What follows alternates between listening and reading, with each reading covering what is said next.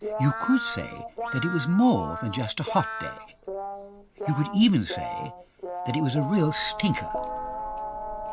The birds were hanging out of the tree, and their tongues were hanging out of their beaks. Other than that, there wasn't a soul to be seen. The day was heading to be an absolute snorter.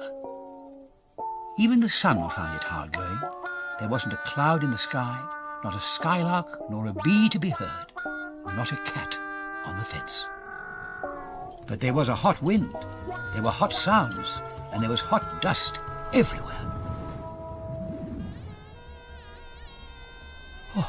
Oh, weird weather, panted Rhubarb, when he eventually ventured out and found Custard, who was lying on the ground covered in a blanket of dust.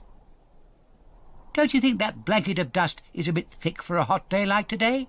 Asked Rhubarb. What? Muttered Custard. I said it's weird weather, whispered Rhubarb, and as Custard stood up, the dust swirled, and it was quite obvious that they had both heard it. What was that? Shouted Custard. Moggy's wind chimes, offered Rhubarb. No, they go off all the time. You're right, said Rhubarb, and there it was again. Oh, dearie me, what can it be? They begged each other in the heat of the moment, and when it happened again, they both jumped into each other's arms and fell to the ground in a heap of dust. When the dust had cleared, Rhubarb and Custard sat up and looked around. The birds were hanging out of the tree, their tongues were hanging out of their beaks, the sun was sweltering, the heat was horrible, the noise was closer, the chums were terrified. What could it be? Rhubarb squeaked. Custard couldn't talk, but he could point. So he pointed very quietly.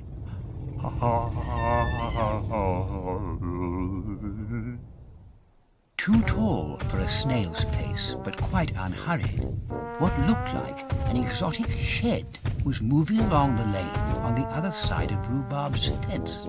And then, of course, there was the scary noise. No need for your computer to tell what that is, Custard finally managed to say. Well, what is it? Rhubarb was eager to learn. It's mysterious. That's what that is. Mysterious, said Custard, and stood up and dusted himself down. After convincing Rhubarb that they should find out what the mystery was, Custard held the ladder while Rhubarb peeped over the fence. Oh, it's nothing, said Rhubarb with a sigh of relief. What do you mean, nothing? Custard boiled in the heat. Well, it's not dangerous, said Rhubarb. Well, if it's not dangerous, invite it in, Custard steamed.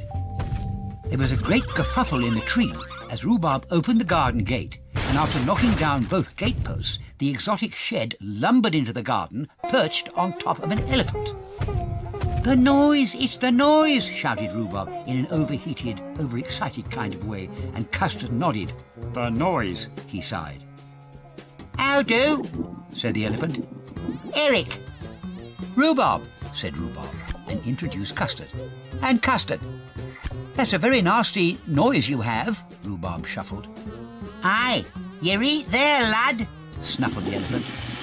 Do you speak English? Inquired Custard, and the elephant sneezed.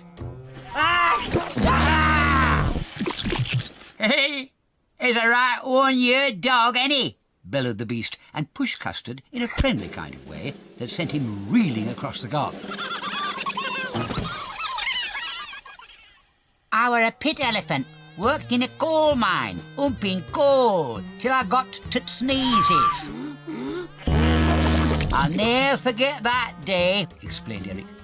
I see, said Rhubarb. And what about the, he shrugged and pointed at the exotic shed. Oh, me granddad were a prince, you see, and that was his coal shed, came the explanation, followed by a sniff.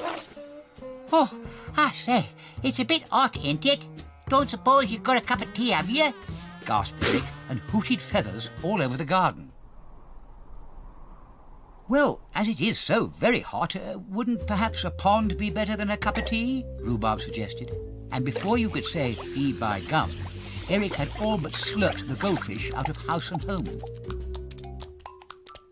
Well, lads, you done me grand. And if you're ever up my way, don't be behind in coming forward. I'll be off then, sniffed Eric, and turned towards what was left of the garden gate, just as Mouse turned up.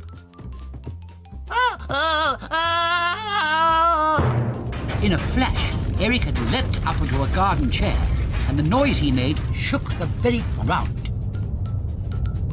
What followed was a thunderous sneeze, followed by monsoon rains that doused the dust, cooled the air, soaked the garden, and even filled the empty pond.